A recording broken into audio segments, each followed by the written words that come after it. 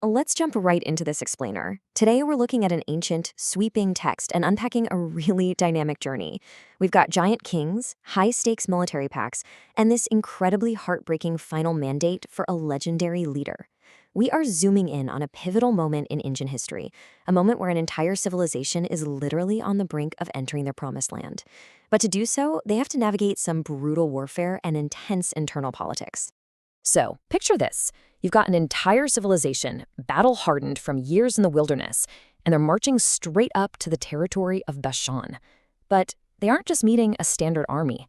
What actually happens when an unstoppable conquering force meets a literal kingdom of giants? Because waiting for them at a place called Idrai is a king named Og. And as the source text makes clear, Og wasn't just some run-of-the-mill ruler. He was a massive, formidable figure, standing right between these people and their destiny. All right, Act 1, the giant king defeated. Let's get into it. You can almost feel the tension here. The Israelites have just defeated another king, Sihon. But Og of Bashan? Og brings a completely different level of intimidation to the battlefield. Yet, even with this massive threat looming, the divine command given to Moses was uncompromising. Fear him not, for I will deliver him and all his people and his land into thy hand. This instruction was meant to be their anchor. It was a promise that they'd perfectly mirror their past triumph over Sihon, king of the Amorites. It's such a fascinating look at ancient military psychology, right? Before a single sword is even drawn, the leader is told to completely banish fear, relying on the absolute certainty of divine backing. And man, what a victory it was. 60, that's 60 in the older text. We are not talking about a couple of minor skirmishes in an open field. We're talking about the total capture of 60 cities in the region of Argob. The text actually goes out of its way to emphasize that these were all heavily fenced cities. High walls, heavy gates, massive bars. Just taking down one walled city back then was a bloody, exhausting undertaking requiring serious sieges. Capturing 60 of them, that is a military campaign of absolutely staggering proportions. But we do have to look at the harsh reality of this conquest. The source text describes a campaign of total warfare.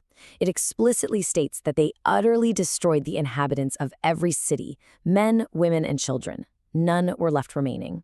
It's a really stark, brutal picture of ancient Near Eastern conflict.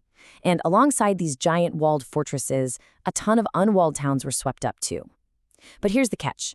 While the human population was devastated, the conquerors actually kept the immense spoils for themselves, claiming all the abundant cattle and the riches of the cities as their prize. Now, the sheer physical scale of this enemy they just defeated is just wild.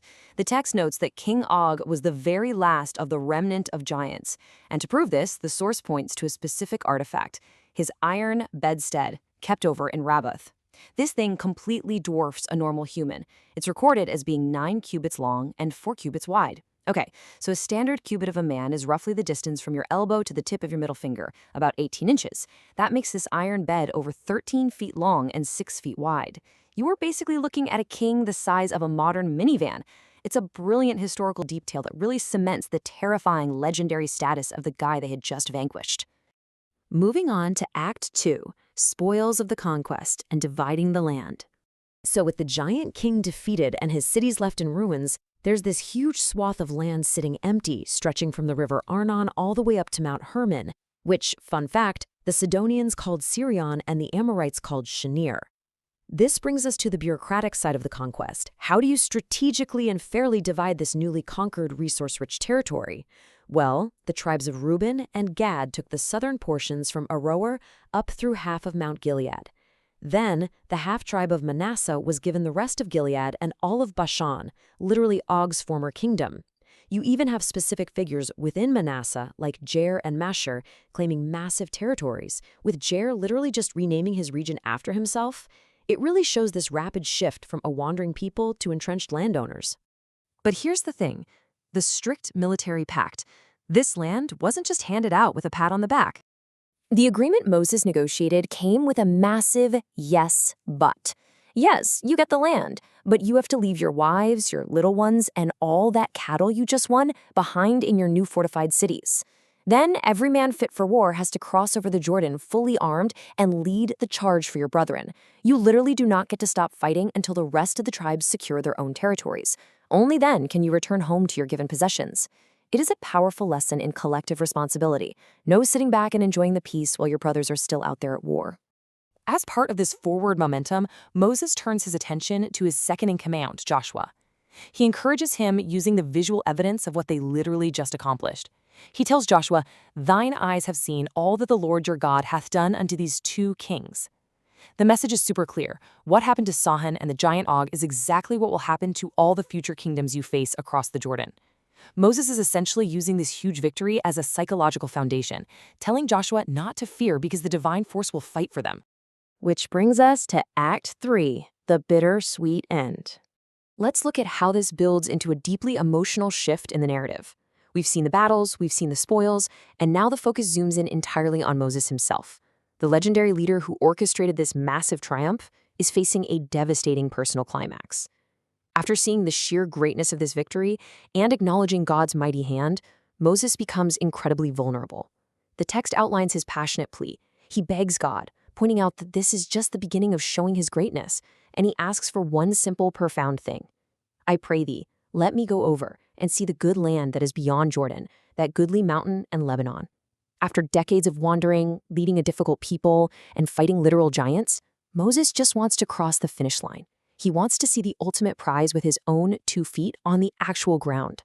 But in a shocking turn, the request is flat out denied. And it's not a gentle letdown, it's a harsh, "Let it suffice thee, speak no more unto me of this matter." The text actually notes that God was wroth with Moses for your sakes, meaning on account of the people's past rebellions and Moses' own missteps along the way. It's an incredibly definitive, final denial. The door is slammed shut. The man who brought them right to the very edge of the promise is told he cannot take another step forward. I mean, imagine dedicating your entire life to a single goal, fighting epic battles against giants for it, only to get this heartbreaking mandate. Moses is told to hike up to the top of Mount Pisgah. He's told to look in every direction, west, north, south, and east. He's allowed to behold the land with his own eyes, taking in all its vast beauty. But the final condition is absolute. Thou shalt not go over this Jordan. He has to stand on a mountain just to look at his life's work from a distance, permanently barred from ever actually stepping into it. It really is one of the most poignant moments in ancient literature. So what do you do when your personal journey ends before the ultimate victory? Well, instead of crossing the river himself, Moses is given a new, selfless command to pass the torch. He's tasked with charging, encouraging, and strengthening Joshua. Joshua is the one who will actually cause the people to inherit the land, while Moses and his generation stay behind in the valley against Beth Peor. Moses has to swallow his own massive disappointment and pour all his remaining energy into ensuring his successor succeeds. As we wrap up this explainer, looking back at the defeat of a giant, these intense military pacts of brotherhood, and the tragic limit placed on Moses, we're left with a really profound thought. Does true leadership mean accepting that you might only lay the foundation for a victory you'll never actually get to see? Moses defeated King Og. He secured the eastern lands and he prepared the people, but he never got to cross that river. It's an uncomfortable, fascinating truth about the nature of legacy. Sometimes your role isn't to cross the finish line, it's to make sure the next generation can. Thanks for joining me on this explainer, and keep asking those big questions.